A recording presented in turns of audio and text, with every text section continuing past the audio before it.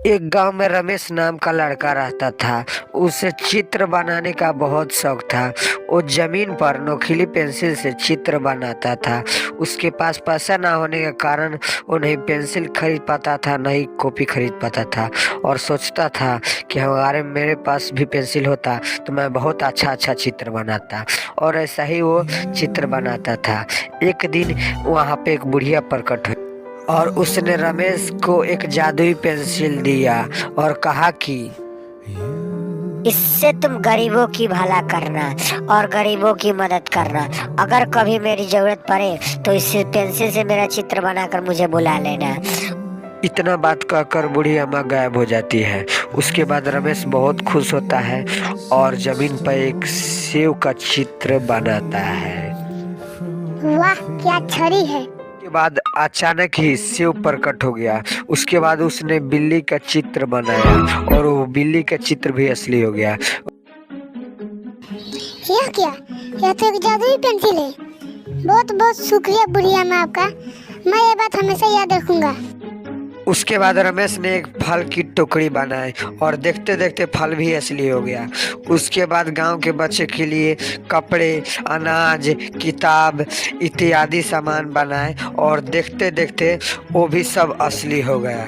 रमेश गरीब किसानों को जो भी चाहता था वो बना कर दे देता था।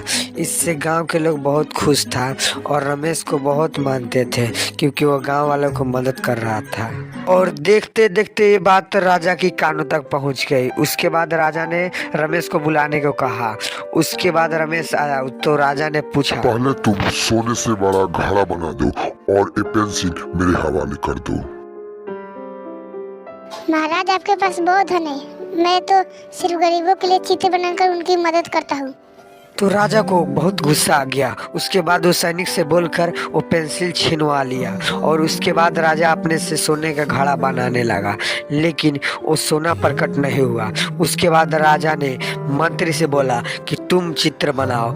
उसके बाद मंत्री ने भी एक समान चित्र बनाया और वो भी प्रकट नहीं हुआ। तो वे और राजा गुस्सा आ गए और उससे बोला, सुनो रमेश, मैं जैसा कह रहा हूँ वैसा चित्र तुम्हें बनाना ही पड़ेगा, नहीं तो मैं तुम्हें कारागार में डाल दूंगा।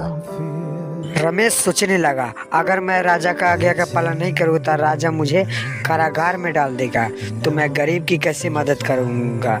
तो रमेश एक काम किया। रमेश एक चतुर था। वो तुरंत पेंसिल उठाया और बूढ़ी माँ की चित्र बना दी और वहाँ बूढ़ी माँ प्रकट हो गई। उसके बाद बूढ़ी माँ ने राजा साहब को समझाया।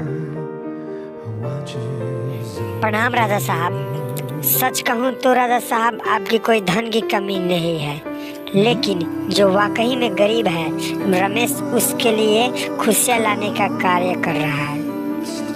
आपने पेंसिल छीन ली, लेकिन ये आपकी इच्छा अनुसार कोई काम नहीं कर पाई और ना ही कोई दूसरे के हाथ से इस चित्र में जान आएगी। रमेश काम की लगन और उसकी ईमानदारी देखकर मैंने ये पेंसिल रमेश को दी है। अब राजा को अपनी गलती का एहसास हो गया और राजा ने रमेश और बूढ़ी माँ से माफ़ी मांगी।